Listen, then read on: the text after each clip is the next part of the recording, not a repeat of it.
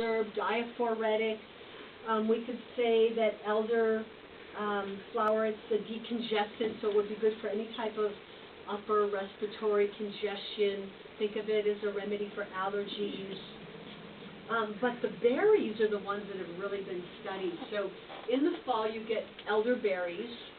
And there was actually a study done in Israel, and they did the study in a kibbutz, and it was a woman named Meta Mambrushu who did the study. And the reason she did the study is because they had a whole bunch of elderberries in the freezer. And so what they did was they had two groups of people that all had the flu, and one group they gave nothing, and the other group they gave elderberry. And they found that when elderberry was given, it minimized the duration of the cold and flu symptoms to a couple of days. And the people who got nothing, they had symptoms for a week. So now we know that elderberry is antiviral, and it tastes good, so it's really easy to get children to want to take elderberry syrup.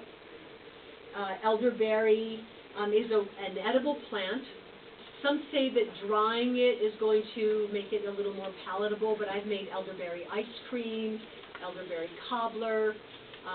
My favorite go-to remedy is to make an elderberry schnapps, which is basically elderberries that are crushed, and then maybe I would add some cinnamon and ginger and maybe a little vodka as a preservative. And if you feel like you're coming down with a cold or flu, you just drink like a little shot glass of this and you sleep so deeply. Now, Hans Christian Andersen wrote a fairy tale called The Elder Tree Mother. And there's a lot of lore and legend about that the elder trees like walk around at night and they look in your window. And in Scandinavia, especially in Copenhagen, there are a lot of elder trees planted in people's front yards, and the belief is that where the elder tree flourishes, if your son or your mate has gone off to sea, that as long as the elder tree is healthy, that you can be assured that your beloved is still, faring well. So there's a lot of lore and legend about elder. Some people would sleep under an elder tree on Midsummer Night's Dream. So even though there's a lot of lore and legend about it, it's actually a really helpful, iron-rich berry, high in vitamin C. I prefer not to cook the berries, but I do often dry the berries. Drying them can make them less laxative, so eating the fresh berries can have a little bit of a laxative property to it. Oh, yeah. So be careful of that. I mean, that might be okay some of the time, but maybe not on a daily basis.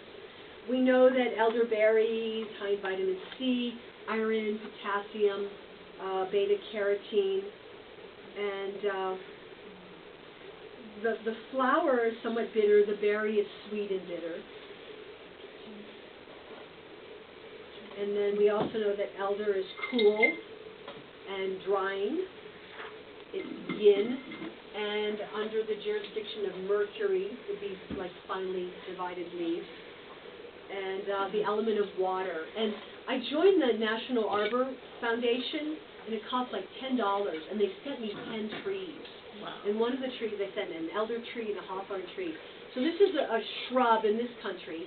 Sometimes in Europe it's as large as a tree, but in this country it's usually under 10 feet tall. There is a little poem to remember about elder. Blue is true and red is dead. So there's a red elderberry that is toxic. And I've seen in Estes Park there's a lot of the red elderberries. And so sometimes you don't know until the plant has completed its growing cycle what color you have. So blue is true. So blue is the one you want to look for, blue or black. So we won't know sometimes. You won't know just from looking at the flower. But usually the blue elder, the flowers are more flat-topped umbels, whereas the red elder is more conical in its shape.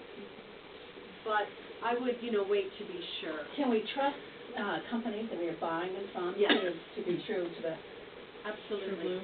Yeah, true blue. You know, that true, red is researcher dead. that you talked about in Israel, Vitamin Cottage used to carry that. It was Sambuca. Right. And it was fabulous. But she sold the company, and whoever bought it, they started to use a preservative in it, so Vitamin Cottage doesn't carry it anymore. They have many, many substitutes, but they don't carry that brand anymore. So think of elderberry syrup as something maybe you want to give a spoonful of your kids during the cold and flu season.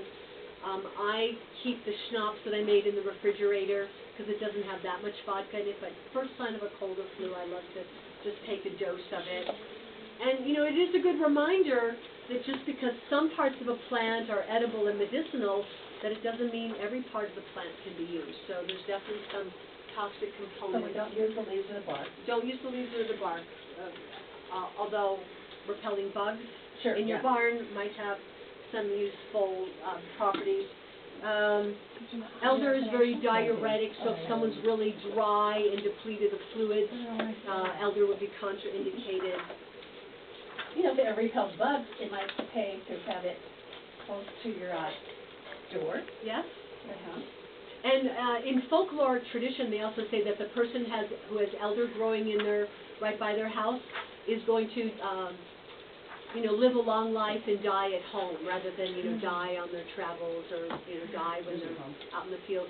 It's also said to offer some protection against lightning. So there's so much folklore about elder. And so I think that's really kind of a sweet, beautiful thing. Okay.